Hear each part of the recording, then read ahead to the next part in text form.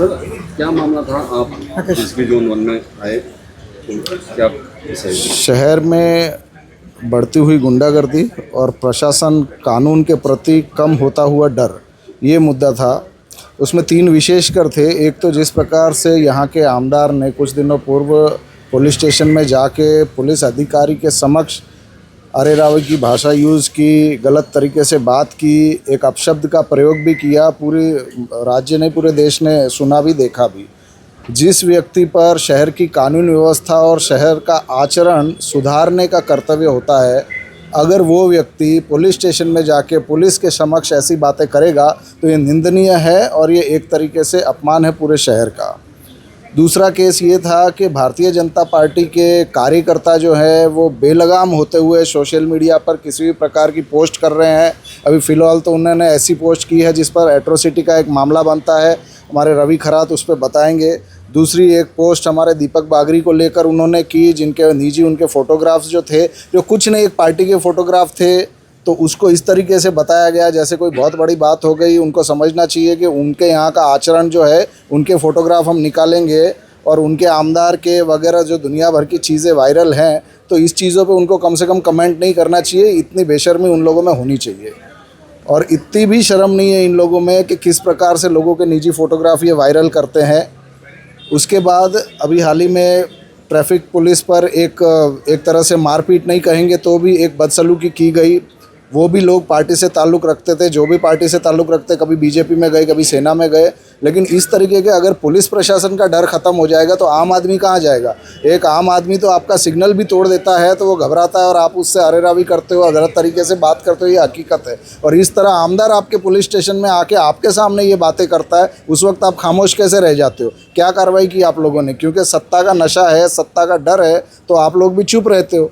तो ये सारे मुद्दों को लेकर हम आज यहाँ पर आए थे और शहर का वातावरण, एक पत्रकार पर हमला विशेष करके, और पत्रकार पर जिस दल ने हमला किया उस दल के लोग तो आए दिन कहीं ना कहीं उल्टी सीधी हरकतें कर रहे हैं।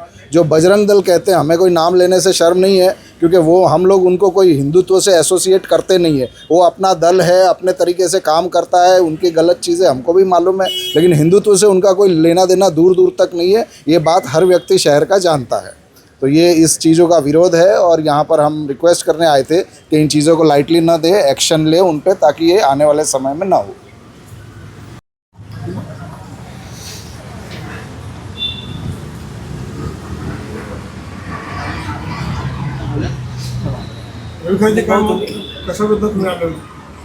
सध्या शहरामध्ये हे शहर कुठे ना कुठे कायद्याने चालतं, संविधानाने चालतं, याचा विसर कुठे ना कुठे या भाजपाच्या नेत्यांना, भाजपाच्या कार्यकर्त्यांना झालेला आहे।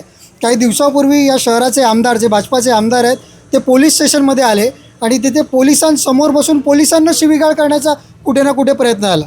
या सगळ्यातून त्यांच्यावर काय फक्त नॉमिनल एनसी वगैरे झालेली आहे, मात्र या सगळ्यातून मेसेज काय जातो तो महत्त्वाचा आहे। त्याच्यानंतरच बजरंग दलचे कार्यकर्ते आपल्या एका पत्रकाराला मारहाण करतात, त्याच्याचबरोबर एका पोलिसासोबत सुद्धा भाजपाचाच कार्यकर्ता असं करतं, त्याने पोलिसांसोबत मारहाण केली आहे। सो कुठे ना कुठे या सगळ्या एलिमेंटमधनं असं लक्षात येतं की भाजपचे जे आमदार आहेत ते त्यांच्या कार्यकर्त्यांना सांगतायत की मी पोलिसांसोबत काही करू शकतो, त्यांना काही बोलू शकतो, तुम्हीही त्यांच्यासोबत काही करा। तो काँग्रेस पक्षाचा निषेध करतो। आमचे नेते माननीय मुझफ्फर हुसेन यांच्या आदेशानुसार, त्यांच्या मार्गदर्शनानुसार आम्ही इथे त्यांची तक्रार नोंदवायला आलो आहे। त्याचबरोबर आम्ही अशी सुद्धा मागणी केली की हे जे सगळे समाजकंटक आहेत, ह्या सगळ्यांना असा माज आला आहे की सत्ता म्हणजे आपल्या डोक्यात त्यांच्या गेलेली आहे, त्यांना वाटतं पण काही करू शकतो, कोणाला काही बोलू शकतो। तर अशा समाजकंटकांची धिंड काढण्यात यावी। जशी इतर शहरांमध्ये पुणे असेल किंवा आणखी जी शहरं आहेत तिथे अशा प्रवृत्तींची धिंड काढली जाते, तर या शहरामध्ये सुद्धा जर गुन्हेगारी वृत्तीला चाप लावायचा असेल तर अशा सगळ्या समाजकंटकांची धिंड काढावी अशी आम्ही या DCPला विनंती केलेली आहे। आशा आहे की याच्यावरती नक्कीच काहीतरी कारवाई होईल। चालू करो डायरेक्ट। आप DCP ऑफिस आए थे, आप क्या किन विषयों को लेकर आए थे?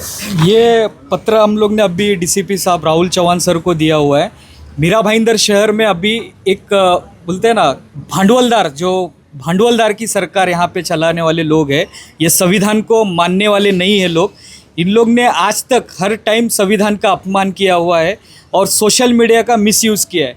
तो ऐसी 2 दिन पहले एक घटना घटी थी जहाँ पे एक भाजपा का जो कार्यकर्ता है, मेहुल झाला करके कोई कार्यकर्ता है भाजपा का, उसने एक दलित कम्युनिटी के हिसाब से, मतलब एक एट्रोसिटी एक्ट के हिसाब से उन्होंने एक ऐसा शब्द यूज़ किया है जो वो संविधान के खिलाफ है, वो कानूनी खिलाफ है।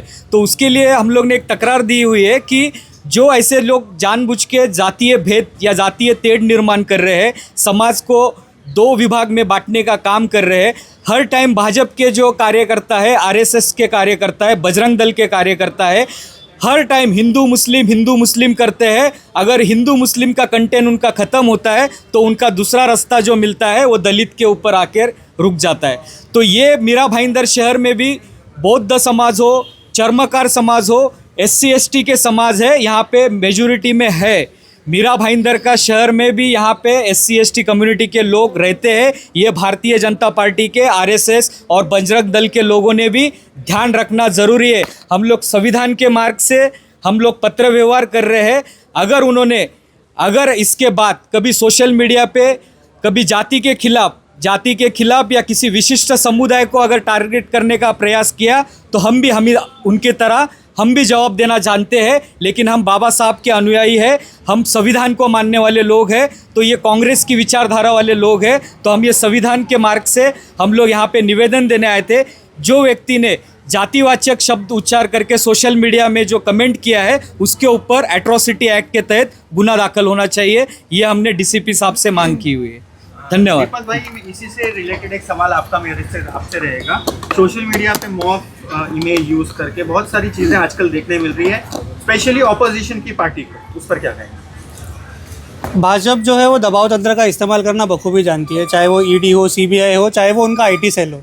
मीरा भाईंदर के अंदर भी भाजपा का IT सेल बहुत अच्छे तरीके से एक्टिव है।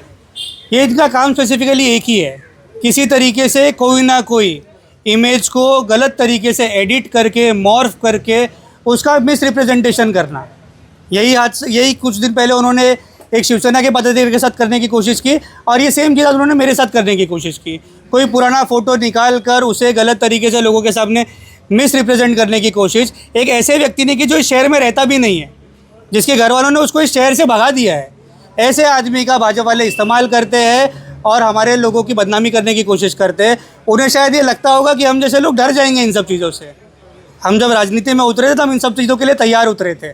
तो उन भाजपा वालों को स्पष्ट मैसेज देना चाहेंगे कि आप अगर इस तरीके की हरकतें करोगे तो हम सिर्फ इंतज़ार करेंगे कि आप कहाँ पर कानूनी तौर पर अटक सकते हो और आपको कानूनी भाषा के अंदर जवाब देंगे।